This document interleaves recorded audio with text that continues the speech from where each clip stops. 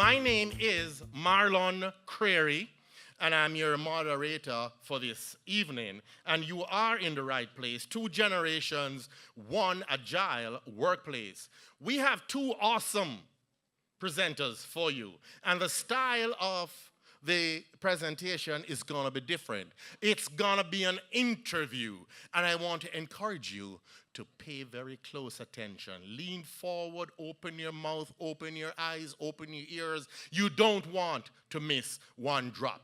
One word, because you don't know what may happen at the end of the afternoon. So, I want to put your hands together and welcome, hold on. First, I want to welcome Dr. Ty Richardson from the Caribbean, Trinidad, and Jamaica. And he speaks Jamaican. He's not Jamaican, though. It's Trinidad and the United States of America. And Miss Angie Coleman, all the way from the US of A. Please put your hands together for them. And Dr. Ty says, "Imavalika something special for Uno." So, give them a Jamaican welcome.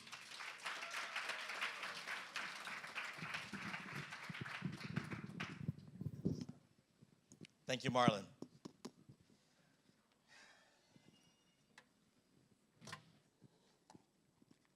How are you guys doing today? I know we are the two individuals that are standing between you and that door, so I promise we won't make it unnecessarily painful.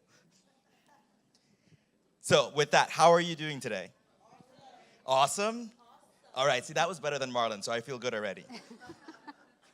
I was a bit worried when he started, too, because when he said we would be going back home if you weren't energetic, and you weren't energetic, I was like, I did not pack my suitcase to go back home. So I'm glad you guys were up for the task. As Marlon said, my name is Ty Richardson. I'm from originally Trinidad and Tobago, but after my formative years in Trinidad, I moved to the United States. I started my career with a company, small company, you guys might know it, American Airlines, and started at the age of 17 and sort of climbed the corporate ladder. But I was what's known as an achiever in StrengthsFinder. I was always driven and motivated to do the very best that I could do, and always wanted to achieve something nobody else had done before. And I realized when I got my first management job at the age of 23, that I was always the youngest person in the room. In the boardroom, in the staff meeting, I was the youngest person there, and I couldn't understand, why there weren't more people like me of my age in that space. And then the same thing happened when I changed jobs at 25. And finally, at 27, I was like, I have to do something about this. And so I started an employee resource group within American called Generation Now. And the goal of this resource group was really for people to understand people like me, my generation, Generation Y, and what our characteristics were and how we were designed to enter the workforce and what we looked forward to when we came to work. That also stimulated a reaction in me to kind of study this in more detail, like what are the other generations in the workforce, et cetera. So I underwent and decided to pursue a PhD. And my PhD is in organization and management with a concentration on generational differences as it relates to customer experience. I left my career with American in 2011 and decided to go to Silicon Valley and do a startup. What I didn't know was that 300 other people were doing the same thing. And so I got to Silicon Valley and we started our first attempt at a social network. It was meant to be the younger version of LinkedIn. And we understood, we implemented agile methodology, and we built this awesome tool, or what we thought was an awesome tool, but the market didn't. And so we didn't get that hockey stick curve that you're supposed to get to become the LinkedIn of the world, and we had to pivot. But it did give me an understanding of what agile methodology is. So in pivoting, I moved and we turned the company into a social enterprise where we could develop other youth and young professionals in the marketplace as they were entering and advancing so that other people in the marketplace, the other generations there, would understand what Generation Y, Generation to come needs from the marketplace if they are to be successful. Today, I am what's known as a digital nomad. How many of you know what a digital nomad is? Okay. For those of you who don't know what a digital nomad is, the only asset that I own is a laptop. I don't own a car, I don't own a house. I live nowhere and I live everywhere. I can travel to where I need to be when I need to be there, stay for as long as I want, and move on. And so I can do that because I live an agile lifestyle. Everything that I do is remote and virtual. My clients, my file storage, my accounts, everything is virtual. So that's to give you a little bit of background as to who I am and how this concept of agile lives in real life. Now, Mr. Williams this morning talked about the importance of soft skills as we face this workplace, this marketplace, and we understand the concept of agility. And so throughout this presentation, we're going to share with you a little bit about what's known as strengths, right? Now, one of the things that Angie and I have in common is that we both are certified strengths coaches. And Angie's going to tell you a little bit more about that when she talks about her background. But we are focused on strengths. We know weaknesses. We know what our weaknesses are. But instead of developing those, we leverage those and make sure that we're paying and spending most of our time invested in our strengths to go from good to great. So with that, I'm going to introduce Angie Coleman. Thank you. Hi, everyone. Like Ty said, I am a certified strengths coach. And my career started right after college. I went into the retail market. And I was very quickly gaining control and leading teams in stores. I spent almost 20 years doing that. And I was able to really understand what it took to make good leaders, what really unmotivated people, the types of things that really got everybody traction and moving in the same direction. So for the first couple of decades, I was really focusing on building my business, building my teams, and I eventually was put into a space where I would go into other markets and I would fix broken teams. Or I would go to a market where they lost their entire team and I would have to interview, hire, train new teams. But at some point I decided I was gonna stay home for a little bit, and in that 5-year space, I ended up really doing a lot of coaching. Because I had the leadership skill set and the know-how of what the company metrics looked like and how companies really wanted their people to be successful, I started coaching people to really get better at their jobs, to get promoted. And that really fell very seamlessly into a professional coaching certification. What is interesting is that I have, in the last couple of years, had some clients at the top tiers of these organizations, and now I have clients at the top and the bottom. And what I've discovered is that everybody's trying to find that spot in the middle.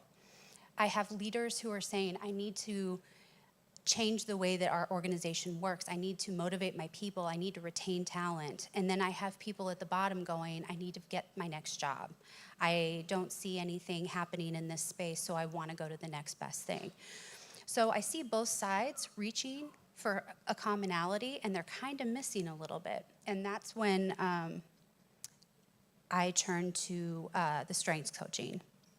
What's great about strengths is that we know, and when we get into some of the generational pieces, we know that the next couple of generations don't value feedback or constructive criticism in the same way that some of the older generations did before. So what's great about strengths is that Ty and I do this together with some of the nonprofit things and with younger teenagers and things like that. We help them understand where their natural talent lies, what they're naturally good at, and when they're in those spaces, they perform better. So within this agility model, what you're seeing is a lot of managing that. People are moving away from managing weaknesses and they're going into building their strengths instead. And that's how I kind of came up as a strengths coach. So as we talk about strengths, we're going to focus largely on the theory as it's applied by Gallup. How many of you know Gallup? Okay, so Gallup did a longitudinal study over 30 years, specifically to study how people perform at their best. And they did an assessment, or they came up with an assessment called StrengthsFinder. Now, what StrengthsFinder does when you take the assessment is it ranks your 34 strengths, 1 to 34, right? It usually gives you your top 5. You pay $19.95, I think, and it gives you your top 5. And just with your top 5, just by knowing it, you get an automatic 7% increase in your performance. Okay? If you know and use it with a coach, you go to an average of about 30% improvement in your performance. And so we premise a lot of our coaching when we deal with individuals and organizations on the top 5. And the top 5 are meant really for you to understand who you are and how you behave, right? It works in tandem with things like Myers-Briggs and other types of assessment, because unlike some of those assessments that just tell you who you are or what you do, this really teaches you how to behave. So how to use that strength in a way that's naturally occurring for yourself. Now, even though your booklet talks about 2 generations, 1 workplace, we're actually going to give you a complimentary upgrade. And we are going to discuss 5 generations in today's workplace. Okay? With that, I don't know if you guys know this, but this year, 5 new words were submitted to Webster's dictionary, Merriam-Webster's dictionary. And one of those words was the word generationalist. And, you know, generationalist, I say that 5 times, generationalist is somebody who is biased towards a particular generation. Okay? That's what the definition that's been submitted is. It hasn't been approved yet, but they're working on it. So a generationalist is somebody who is partial to a generation. An impartial generationalist is somebody who loves all generations, but studies them nonetheless. And so as a self-proclaimed impartial generationalist with the concept of peer personality, I'm not going to say that again, I promise. I want to know from Angie, can you tell us what you would define as a generation? How do we understand this concept of generation? Sure. Generations are essentially a group of people that have been born in about a 30-year time span. What's really important to understand is that it can't always be that cutoff at 30 years. More important to the years in which children were born, they really define it as a group of people born closely together that experience the same types of cultural phenomenon and activities in their lifespan that help them be a more cohesive unit. So right now, we are at 5 generations that we can count to. I'm sure there would be an outlier or 2, but for the most part, there's 5. And if we had to define what those 5 are, what would they be? The first one are the traditionalists. Your traditionalists are World War II, Great Depression, the people who really built the structures and the businesses and the economy the way that we know it now. They share things like I talked about, war, the Great Depression, in a lot of different countries, you saw moves from rural to urban development with this generation, so more city living.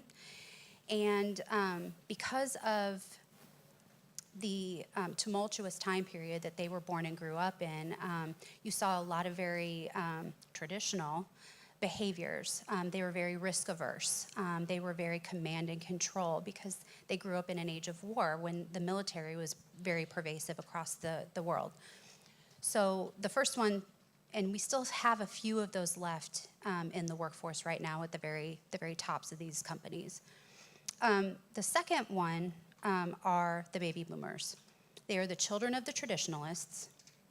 And what sets them apart from traditionalists is that because their parents grew up in a war-ridden world, they raised these kids differently. than any generation before them.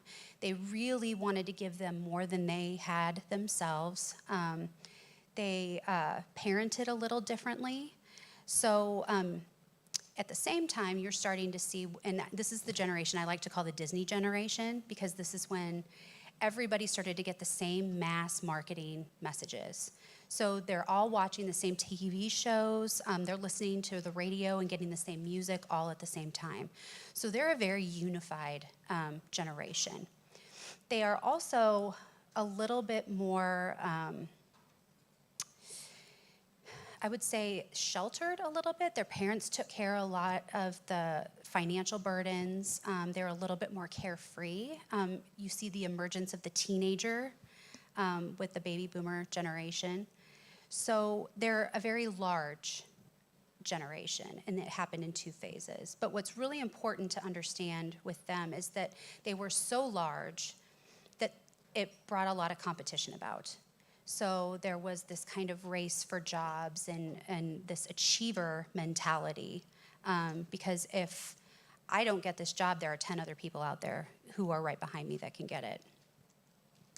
After the baby boomers, there are Generation X. This is where Ty and I fall. With the internet just sparking during college, these people in this generation are what's called the skeptical generation. Because of the internet and the way that the media works, they were able to question and challenge authority figures in a way that boomers never did. They just accepted politicians and their media and moved forward. Generation Xers are a lot more skeptical. They want to fact check. They want to research. They want to look and see if that's correct or not. They're extremely independent. In a lot of different areas of the world, a lot were raised by single parent families. So you see the structure of the family changing a little bit. So you really see that when you look at Generation X and how they show up at work. Generation X then had our millennials. Well, no, it's the end of the boomers, really. The boomers had the millennials, and that's about 1980 to roughly 1998. They are, as of last year, the single largest generation in the workforce right now. They kind of get a bad rap for the most part, but one of the ways to really look at them is that they are immersed with technology. They're very, very quick learners, and they are not risk averse at all. This is the generation that has been polled at the highest percentage of people who want to be entrepreneurs. So they were raised in homes that were, they asked for interaction, they wanted two-way conversation, their parents did.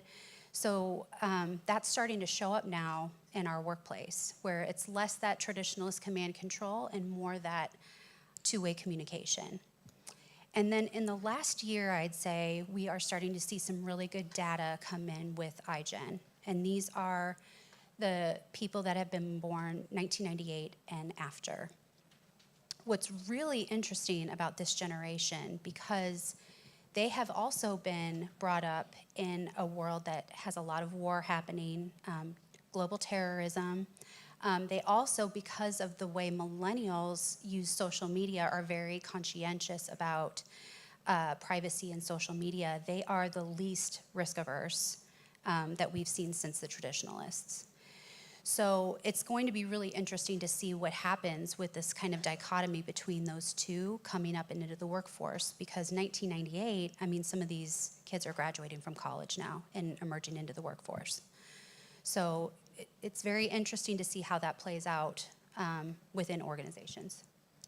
So putting a practical application to the generations, we recently had the passing of a veteran or traditional generationist. There you go, Stan Lee. Mm-hmm. Stan Lee, not that we, you know. So Stan Lee was one of the iconic members of the traditional generation that has recently passed. So having an understanding of generations and knowing kind of who we have in the workplace and where they fall, how do we have some relational, see actual data as to their values? So I know that I myself I'm on the cusp of X and Y, and having significance as a strength, and just to keep you guys following along, so significance is defined by Gallup as somebody who likes freedom, who really needs to be credible, pursues a lot of their education and certifications just to have a great background and be able to stand in front of somebody with credibility as well as the freedom to do things the way they want to do. So I actually have that as number one. Also, like the stage. So with significance as number one and being a part of the tail end of Generation X and Generation Y, I have that value for freedom. What are some of the specific value contrasts that you see between some generations in the workforce today? Okay. I call these sticking points. These are points in the relationships at work where you really see some stark differences between generations. One of those things is communication. And I like to picture a meeting when I'm thinking about this. Picture a boardroom. You've got somebody up at the front and presenting. You've got this big table, and then you've got, let's say, 20 people sitting around it. You might have, somebody up at the front, voraciously taking notes. You've got somebody in the middle, kind of like watching, but not really engaging or paying attention. And then you've got this millennial in the back with their laptop out, their phone out, listening to the meeting, but at the same time, multitasking and doing work. This actually highlights a couple of those sticking points. Number one is respect. Traditionalists have a very different view of what respect looks like than what your millennial would say respect looks like. The other thing is the communication. A millennial really believes, because they grew up with all of this technology and all of this stimulus from all directions, that they can honestly multitask. I can listen to you give this presentation, but at the same time, I can respond to my colleagues' 2 emails that just came through on my computer. So the millennial's not trying to be disrespectful, but your traditionalist or your boomer is going to look at that and go, they don't have the work ethic that I'm looking for. And that really isn't the case in all of those situations. So freedom shows up here as well. I want to be able to work when I'm at my best and when I'm the most engaged. So there used to be kind of some unspoken rules before. When I go into this conference room, I'm going to stop whatever I was doing before. I'm going to start listening. And then when I leave, I'm going to resume my normal job. Millennials don't see it that way. They look at it as I'm working through this entire process. I'm just doing 2 things simultaneously. So communication, freedom, and yes, respect. So you touched on, how traditionalists see that versus how millennials see that. We know that we are seeing an exodus of baby boomers from the marketplace right now. A lot of them retiring, but a few staying on board seats, advisory seats, and some of them staying on because they have to work. Not all of them survived the 2008 crash. Turning to the largest generation, millennials, in the workforce, can you tell us a little bit about how millennials are dealing with the world that the baby boomers built for them? As you all probably can tell me, this is a struggle because the one pervasive idea that comes from millennials is that they don't understand why the structure is in place to begin with. Okay, so you're trying to get them to operate within a structure, a static structure that doesn't move, and they don't understand why it has to be that way. Why do I have to wait 5 years before I can contribute what I think in a meeting? Why do I have to not question my boss if I know that there's a better way to do this and it's going to save us time? So they, number one, millennials want to add value, and they want to do it immediately. They don't want to put their time in. They don't want to wait. They don't want to worry about the hierarchical structures of, well, this is a VP, and I can't really speak very openly to that person. So I'm going to have to keep my opinion to myself and maybe talk to my direct supervisor about that idea. They don't understand that. everything in their world has been immediate gratification. So why shouldn't work be too? So if we can understand everyone's points of view and how they see the world and what lens they're looking through, it's a little bit easier to create a more agile work environment, because then you're not taking those types of things personally and understanding that that's not necessarily a personality trait or a disrespectful situation, but it's actually the way that they were brought up. And the irony in this whole thing is that the boomers raised the millennials. So they have these people at home. They're their children. They know how to interact with them. So how come we're not doing that at work the same way that we do in our relationships outside of the office? One of the moments in my career that was pretty stark was when I was living in Europe and working for American. I was overseeing our call center operations across Europe and Asia Pacific. And I remembered being frustrated at the fact that I had to get in the office at 8 o'clock. I had to work all day, and I couldn't see my friends until 7 in the evening. And so there was one pivotal book that made the difference in my life. And I don't know, you can tell me how many of you have heard about this book before, but it's called The 4-Hour Workweek by Tim Ferriss. Okay. Now, if you haven't read that book, as an HR manager, it's probably one you need to know, just in case somebody's using the book at your organization. So the book actually teaches you shortcuts. I remember that one way I could have 3-hour lunches was by having my phone from my desk forwarded to my cell phone. And so nobody knew I was not in the office because I was answering the phone. Another hack in the book was if you put an out of office at the start of your day saying, I'm in the office, but I'm tied up in meetings all day, please get back to me or call me if this is urgent. Everybody seems to sort out their own problem, right? They start with a question in the morning, and then they ask you again in the afternoon, and by the end of the day, they're like, oh, never mind, I figured it out. And so your responses just get cut down tremendously. And so this book was filled with all of these amazing hacks, and it allowed me to really live in my strengths, which were not being in the office that long. And what's interesting about that is he put so much effort and energy into cutting down his work time. Yeah. Imagine what that would look like if we took that capital and turned it towards solving problems instead of trying to figure out how to get out of that structure that seems to be so stifling for some of these millennials. So it's very funny because of the significant strength. Mine is harmony. That's my number one. So when we talk about leadership and trying to understand generations from all different perspectives, that speaks right back to what I value. I want to understand where everybody's coming from. I want the workplace to look like a very functional interpersonal situation where everybody feels safe and they can have conversations instead of conflict. Generational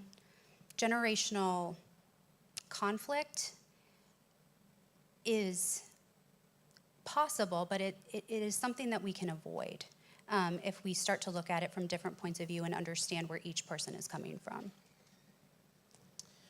So, you guys know I've got that significance thing going on. Another one of my strengths is called a ranger. And Gallup defines a ranger as somebody who can take a bunch of things that are seamlessly disconnected and arrange them in their mind. Have a natural tendency to be able to sort things out. Great for event planners, great for people who can just have a whole lot of stuff going on and can sort it out.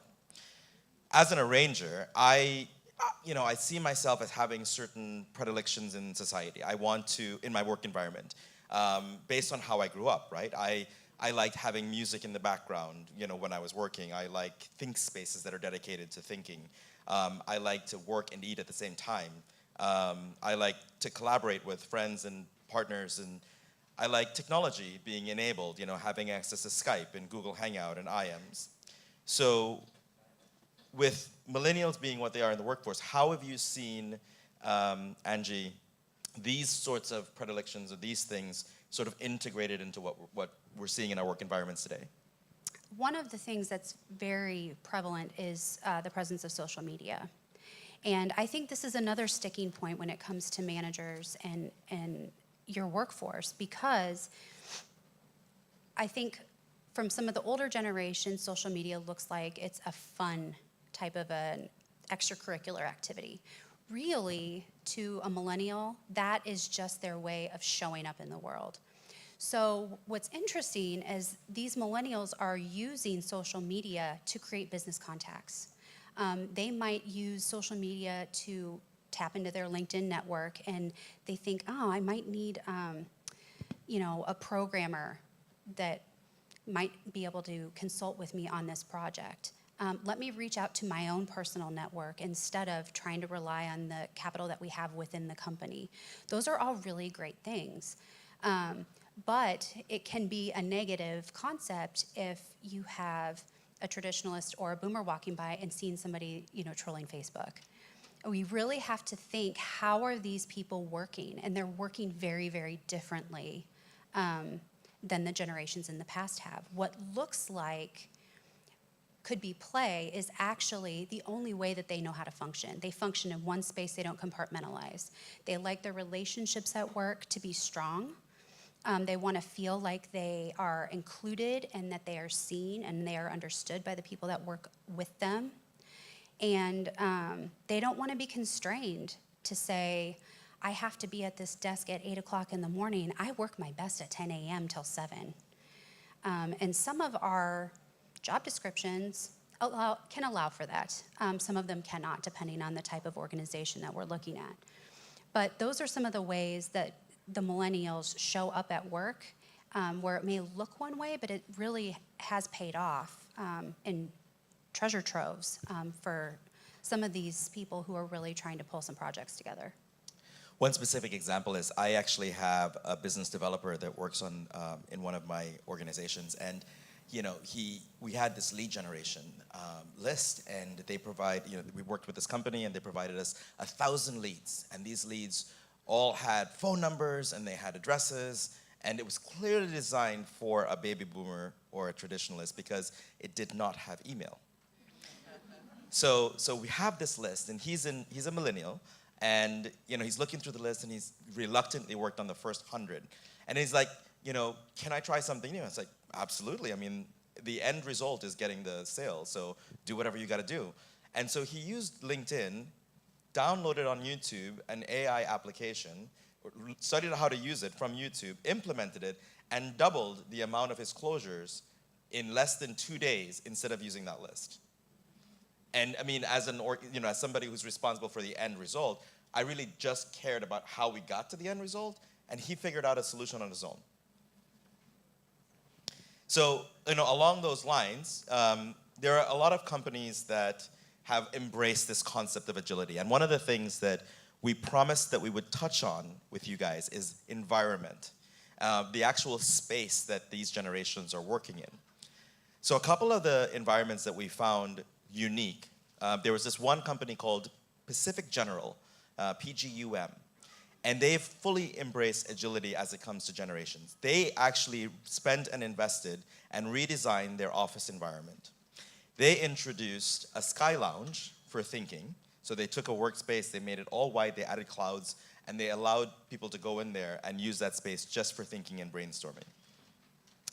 They made their conference rooms, so they had individual conference rooms set up in the building, and they integrated cameras and technology so that you can have an individual meeting in one conference room with a team presentation or a staff presentation or a client presentation, but then you can have the entire organization in conference rooms scattered and have one voice, one delivery, and they can all see each other as they're connected with technology and cameras. And then what they did, the last thing that they did was notable. They did more things than this, but the last thing they did that was notable was they introduced a speakeasy. So they put a speakeasy in their building because they knew that at the end of the day, workers may want to collaborate, clients may want to come over, but they created an environment to stay in the building and continue that productivity with a speakeasy of their own.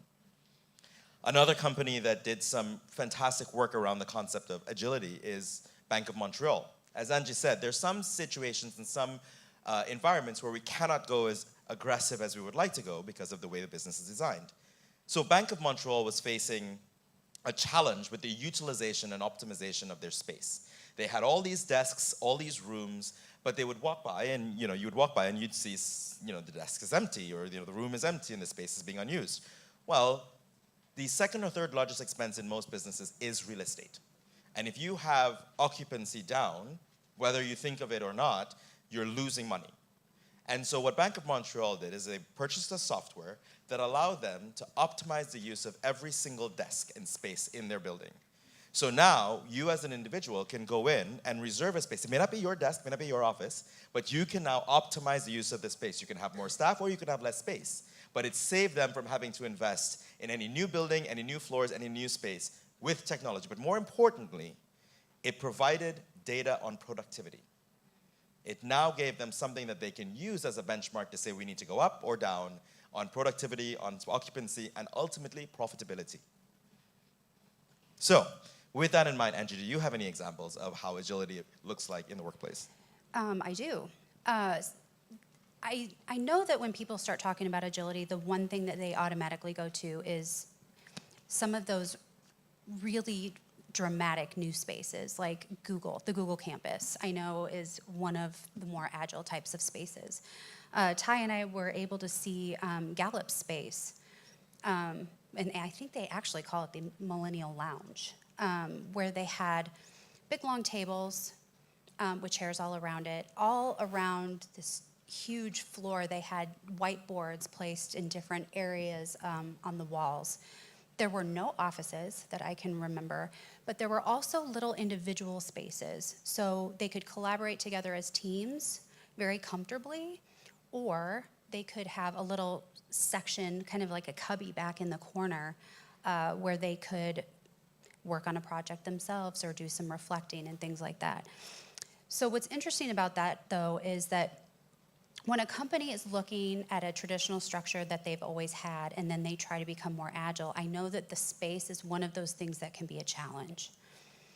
And we know that agility thrives if you're looking at it from a people capital angle. It has to be relational. Everything has to be about relationships. So if you're challenged in a space where you can't build a new complex or a new structure, the most important thing is to make sure that you have those collaborative spaces that are really functional, and they also have the ability to go to more private spaces. I know you and I talked a little bit earlier about offices, because those are also a part of that traditional hierarchical structure. You know, you get to a certain level in a company, and then you have an office and a door. We know that that does a couple of things, particularly for millennials. It cuts off the communication, literally. You have a door between you and your manager. And it really cuts down on the space where people can be collaborative. And in order for a company to be agile, they need collaboration and the relational development for that to happen. So while some spaces are really great, especially in the tech industry, they are still very possible in some of the more traditional backgrounds. So the thing that we did learn from Google, and the thing that we learned in looking at this agile and the actual physical environment, is that just like you have 5 generations in the workforce, you should have 5 opportunities, a minimum of 5 opportunities for people to work and collaborate. No longer are we living in an environment where an office with a desk, a wall, and a door fits everybody's need for productivity and profitability.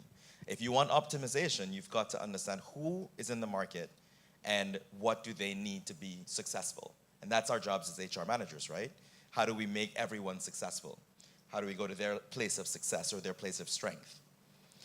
So why now? Why is this all relevant, and why are we seeing this happening today? Well, there are really 5 fundamental reasons that we came up with. Technology. When you use Skype, it's not breaking down on you as much anymore, right? We have more reliable broadband, we have more reliable Wi-Fi. FaceTime's a thing. Facebook just released the portal, which allows you, I don't know how many of you know about the Facebook portal, where it's just like a standing screen and like that person can be in the room all day, every day.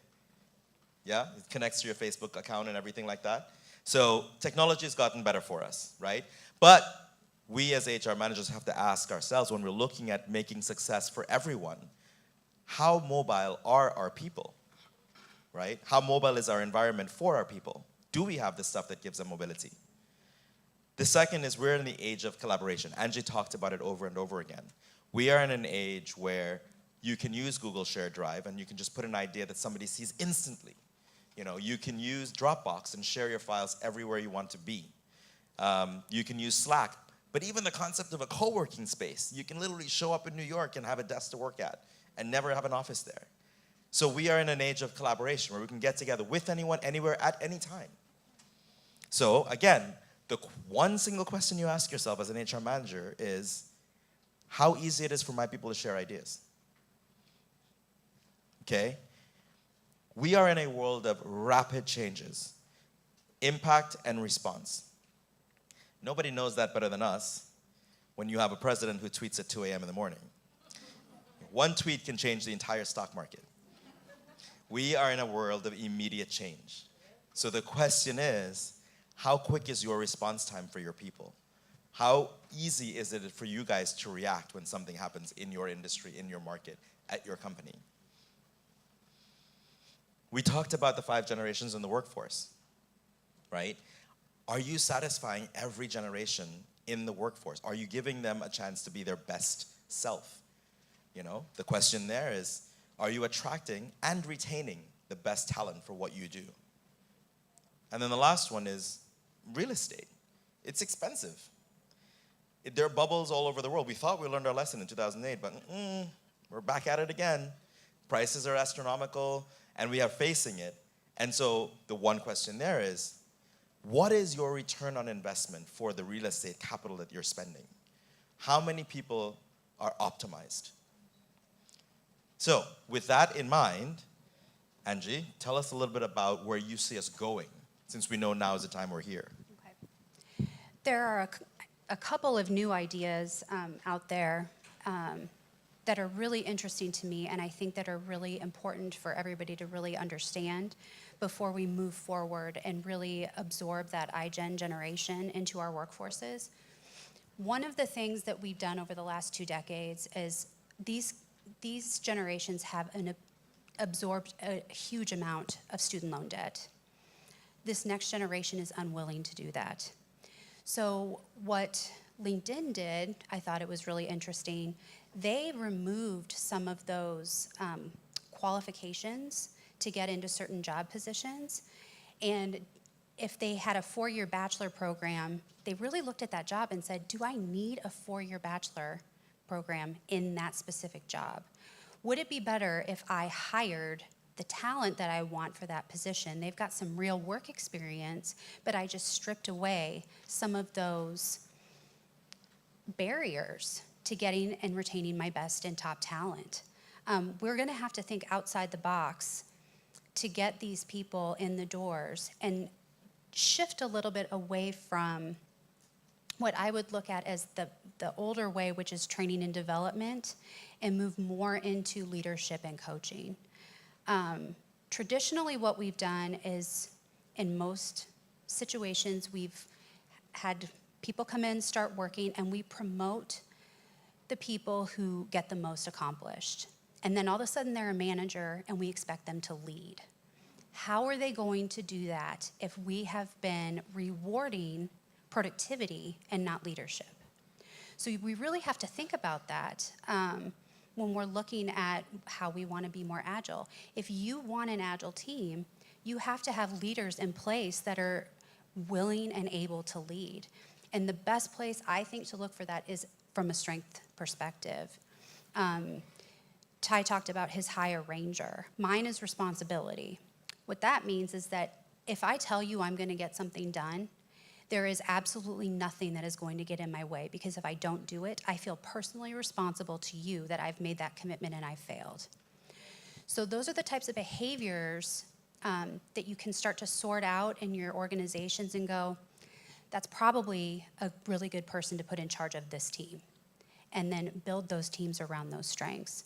But the traditional way of looking at training and development and rewarding productivity instead of leadership qualities is really going to have to be looked at hard if we're going to be able to make this shift. So I'm an activator. That's another one of my strengths. And what an activator is that when we have a conversation, I'm the guy who's going to go do it, associated to hit the ground running. I don't like, passive just existence. We have to be doing something, get it done, get started, let's go finish it. And as an activator, I often want what's termed as a frictionless user experience. I know that change is constant, and I know that change in technology and change in thought and change in environment is constant. And to implement successfully an agile workplace and implement change, you have to understand people. So one of the things that I learned when I was a hiring manager was the concept of, and you guys can tell me if you've heard this before, hire for attitude and train for skill. Okay. Would it surprise you to know that there's an evolution to that? Yeah? So what's the evolution to hire for attitude, train for skill? With purpose. So we need to be looking at these new hires, which can be difficult unless we look at our interviewing techniques, but we need to be looking at what job am I filling and what's the purpose of that position. What we have a tendency to do is look at from a point of view that I want somebody that can be all things to all people whenever I need it. That is not humanly possible. If we're looking at moving toward a more human perspective with agility, we have to keep in mind that each person has a purpose and they sit naturally in their talent, and we have to understand what that is so we know exactly where to place them. Sometimes, and the CEO of LinkedIn said this as well, sometimes it's if somebody's not successful in their role, it isn't because they're not good in your organization. It might just be the role that they're in. So we really have to look at, are we phasing this person out because they're not good everywhere? Or maybe if I moved this person to this department, would that be a better fit? And so if we look intentionally at every single person, and as an organization, we see them for who they are and we acknowledge that, you've established that relationship, you've gained a little bit of trust with them, and then we know with millennials, they don't have any kind of alliances, they don't put their time in, they will leave at the drop of a hat, and they invented ghosting. So I know that this is, in the United States, I know that this is a really big struggle right now where HR professionals are struggling to get people to even call them back after they've made an offer. So we have to understand that that's where they're coming from. They don't feel the responsibility that I would have to get back to you and tell you, nah, I don't need that job. But they're just gonna ghost you. So it really is about looking at each person and their purpose, and do we have them in the right spot? How many of you have been ghosted? Did you know ghosting was a thing? Yeah, not so cool, right? Try doing it after a date. So we've evolved now, hire for attitude, train for skill, to hire attitude with purpose and train for skill. Now, being a maximizer, so that's my last strength that I'll tell you about. A maximizer is somebody who not so keen on sort of fixing broken things, not so keen on the things that are okay, really excited about the things that are already good and how to make them great. Like, how do you take something that's already nice and make it even greater, better? That's my thing. And so with that, I want to give you guys 6 elements to what we've talked about today. 6 elements to look at when looking at generations in the workplace, how to help them with agility in a work environment. The first one is mobility. How often does a person need to change their location to be productive? The second one is hierarchy. How is space assigned in your organization today? Angie touched on it. Is it because you became a VP, you get an office with a door? Is that really good for you? Right? Now, later on, I'll tell you what it contrasts to, but that's the question to ask. Network. How connected are your spaces? How easy it is for you, or how easy is it for you to be in the cafe on the 2nd floor and catch a file that you left in your office on the 3rd floor? The next one is social. How connected and integrated are people in your organization? You're building you're building a culture of integration and agility, but do you know the people? Are you connected to the people? Are the people connected to each other? Or is this just a theory that you're checking, checkboxes off of? The next one is environment. What's your environment like? Is it quiet? Is the energy level high? What are the aesthetics? What's the branding look like? Is it an environment that motivates people when they get in? Do people want to be motivated when they get in? Should they be motivated when they get in? And then the last one is privacy. Is it needed? What's the difference with needed and wanted? What's the difference with functional versus expected? When you start to break down these 6 elements and understand your work environment, your space, then you can begin to question some of the decisions that were made by potentially traditionalists and boomers and see if it really does apply in today's work environment, and does it appeal to the millennials that are there? Do you have anything to add? I do. One technique that really works well, I've found, is when you have a millennial giving you feedback or asking a question, why do we do it this way? And a lot of us, especially in a leadership position, we just have. And we don't really think about, is that a necessary process? Do I need to keep that process in place? Is that process actually inhibiting the creativity and the innovation of my existing team? So the best way to start moving in that agile direction, it's a shift. We've talked about that. But the way that I like to look at it as, we used to define ourselves by who we were. I am a boss, I am a manager, I am a leader. We should, in terms of a noun, we should be looking at ourselves in terms of what we're doing. So instead of, I am a vice president, I am an innovator, okay, or I am leading teams. So if you feel like you're trying to figure out a way to become more agile, catch your internal monologue. Are you talking about who you are, or are you talking about what you're doing? Because you should be moving forward. So, mental shift, not who you are, but what you're doing. So, as we get to the tail end of our presentation, I want to bring in the last generation.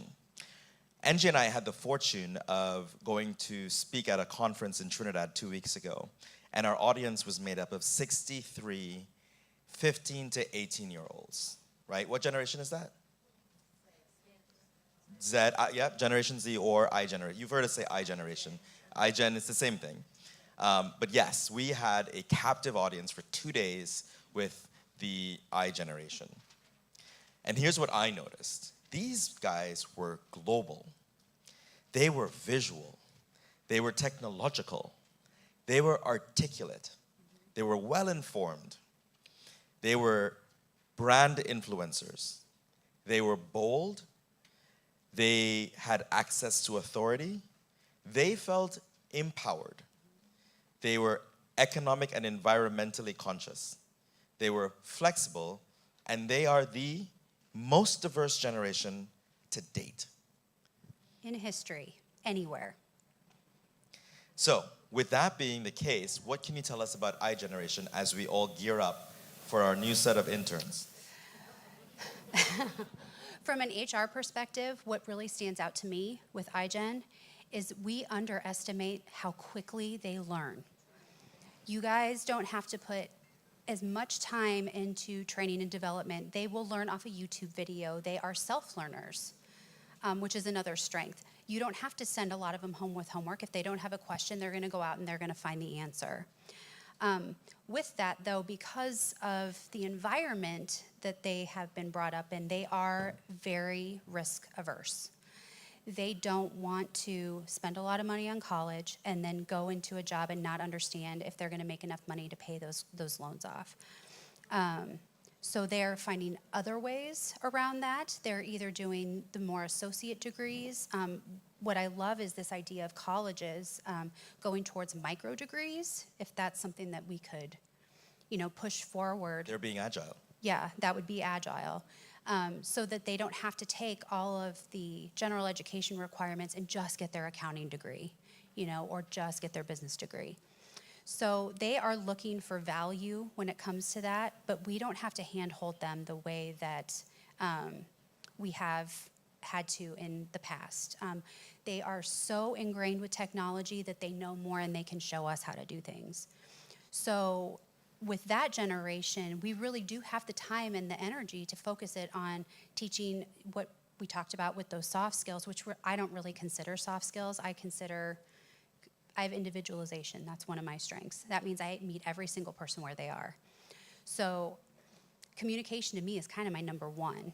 So are we looking at those and developing people where they are individually instead of trying to intake a whole bunch of interns and teach them about corporate culture?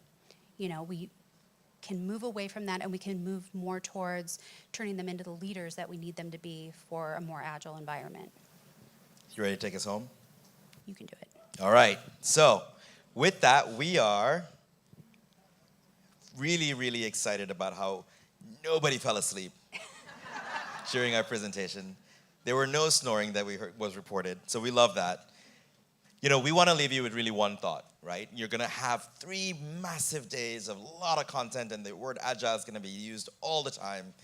I'll tell you what, based on our presentation, we believe that awareness and understanding of who is in the marketplace or the workplace with you today is the first step in fostering a change in behavior and a change in mindset. You couple that with a change in your environment, and you will have an agile and productive workplace where everyone is satisfied. That's it. Thank you.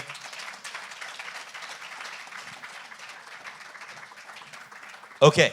Wow. Okay, so there was one thing. Marlon told you guys before we got started that there was something that we really had in store for you. Now, over the course of our presentation, we dropped a few words, we'll call them strengths, for ourselves. I gave you 6, Angie gave you 4, 3? 3. I want the first person who can tell me at least 4 of mine and 2 of Angie's, we will give you a free one-on-one coaching session on your strengths. We have a hand right there. Yes, yeah. What's your name, please? Petra.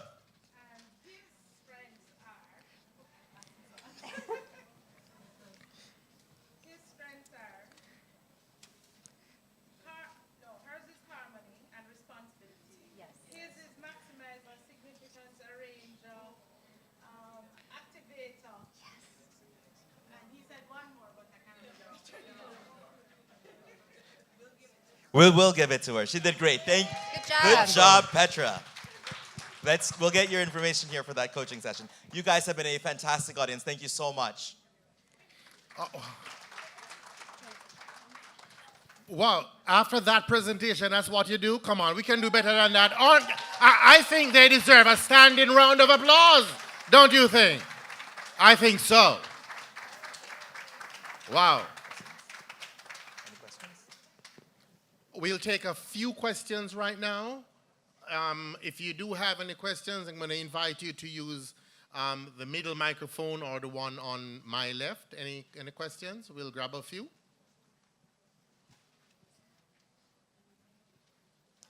Leodis, that's a question? Oh, okay. Oh, Yes, all right, great. Go ahead, please. Hello. Just a quick one. Can you expound a little bit on the change in environment? You talk about the space Okay. and how agility comes in, where that is concerned, and the changes that will have to be made and what it will look like. Okay, so the trend in spatial changes when it comes to agility is to be able to provide an environment that's flexible enough, both in terms of its utilization, but also its access. So for example, a lot of environments are moving away from the concept of office doors and just having pods, okay?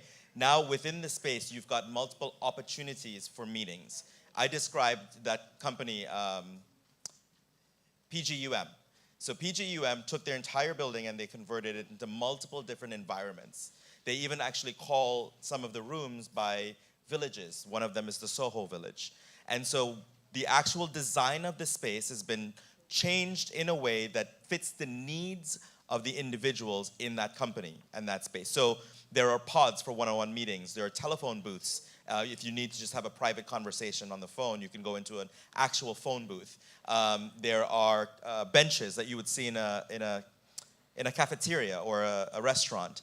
If you want to have a private but semi-private conversation with somebody. There are individual workstations and there are individual offices for meetings. But what we've gone away from is making that 90% of the layout and moving it towards maybe 20% of the layout, because the rest of the space can be used more efficiently and optimized for the different functions of the individuals in the workplace. So we took out hierarchy and we replaced the use of the space with function.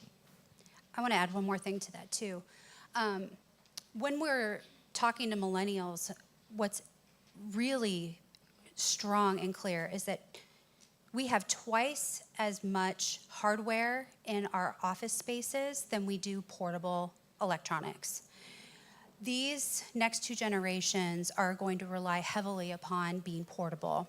So we need to look at the technology when we're looking at those spaces and making sure that there's nothing like hardwired into your space, except for like the teleconferencing and things that we don't need that often. But when it comes to individual workers, they really need to have that portability. So it really is about looking at your existing office floor plan and deciding, do you need as many offices, and do you need, can you change it to a way where people are more inclusive, connected, collaborative, and does that serve the function of your organization? Does that answer your question? Okay. Okay, I think we are done. Okay, great. Thank you for the sign. Anybody else, you can just see us after. Awesome. Okay, we want to thank Ty and Angie for a wonderful, challenging presentation. As I promised, you would be sitting on the edge of your chair, mouth open, and in total awe. Okay? What are the nuggets that you're leaving here with today? A little piece of suggestion. I hope you all wrote down something. Because if you try to commit it to memory, by the time you get home, you're going to forget 95% of it. I hope you didn't write it on a pad, because next week the pad is going to disappear. I suggest that you get a book, and for the remainder of the conference, write everything in the book. Don't commit it to memory. After what you have heard today, this was awesome, and I promised you we did set the roof on fire. And for both of you from Hermage, we want to say thank you, and we have 2 tokens of our appreciation.